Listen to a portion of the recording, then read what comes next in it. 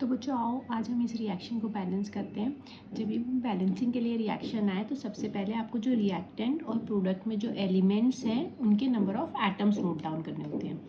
जैसे आप देखो यहाँ रिएक्टेंट में क्या है, हमारा कार्बन है, हाइड्रोजन है और ऑक्सीजन है। अब हम इनके number of atoms note down करेंगे। देखो रिएक्टेंट में हमारे कार्बन कितने हैं, 8, C8 है ना, इसका मतलब कार्बन 8 है और प्रोडक्ट में 1 है। ठीक है। हाइड्रोजन देखो रिएक्टेंट में कितना है, 8 है और प्रोडक्ट में H2O मतलब 2 है। H के नीचे सबस्क्रिप्ट में हमारा 2 लिखा है, इसका मतलब 2 हाइड्रोजन के एटम्स हैं। ऑक्सीजन देखो, ऑक्सीजन हमारा रिएक्टेंट में 2 एटम्स हैं और प्रोडक्ट में देखो 2 ऑक्सीजन एटम तो CO2 में है, ठीक है, और एक ऑक्सीजन एटम हमारा H2O में। तो हम इन्हें अभी अलग अलग नोट डाउन करेंगे ताकि जब हम मल्टीप्लाई करें तो हमें सॉल्विंग ईजी रहे।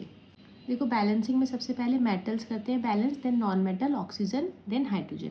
सबसे पहले हम यहाँ क्या बैलेंस करेंगे, कार्बन।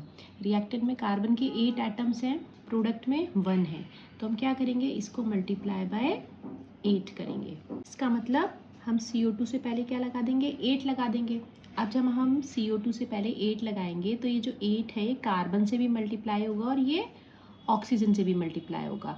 तो हमारे ऑक्सीजन एटम भी कितने हो गए, 8 2 16 है ना। तो ये जो हमारा 2 है, 2 कौन से ऑक्सीजन एटम है, CO2 वाले, ये भी हमारा 8 से मल्टीप्लाई हो गए और हमारे कितने हो गए अब ये 16। अब आप वापस से चेक करो, देखो कार्बन रिएक्टेंट में 8 है, प्रोडक्ट में भी 8 है, ठीक है।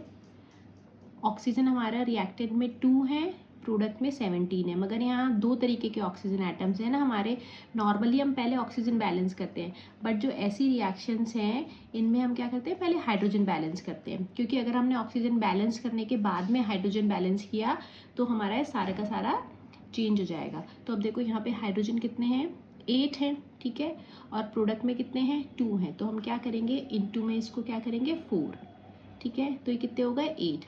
इसका मतलब हम H2 से पहले क्या लगाएंगे, 4। जब हम H2 से पहले 4 लगाएंगे तो जो 4 है हमारा हाइड्रोजन के साथ भी मल्टीप्लाई होगा और ऑक्सीजन के साथ में भी। इसका मतलब ये वाला जो हमारा ऑक्सीजन है ये भी इंटू 4 होके कितना हो जाएगा, 4, ठीक है ना। अब आप वापस चेक करो, देखो कार्बन कितना है रिएक्टेंट में, 8 और 8 है, ठीक है। और हाइड्रोजन कितना है, रिएक्टेंट में 8 है, प्रोडक्ट में भी 8 है। ऑक्सीजन देखो रिएक्टेंट में 2 है और प्रोडक्ट में कितना है, 16 + 4 20 है ना।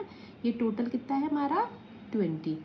रिएक्टेंट में 2 है तो इसको 20 बनाने के लिए हम क्या कर देंगे, मल्टीप्लाई बाय 10।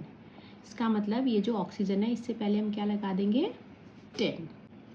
अब आप वापस से चेक करो, कार्बन 8, प्रोडक्ट में भी 8, हाइड्रोजन 8, प्रोडक्ट में भी 8 है, ऑक्सीजन रिएक्टेंट में 20 और प्रोडक्ट में भी 20 है। तो ये रिएक्शन हमारा क्या हो गया, बैलेंस हो गया।